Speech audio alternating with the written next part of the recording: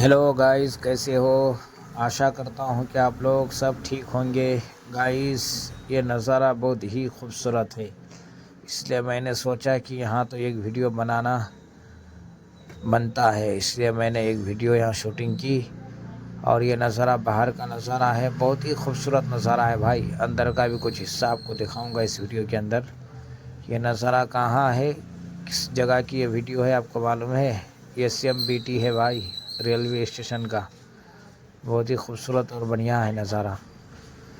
देखिए, इस तरीके से हम लोग यहाँ अंदर जा रहे हैं। यहाँ गाड़ी पार्किंग करेंगे, उसके बाद फिर अंदर जाएंगे।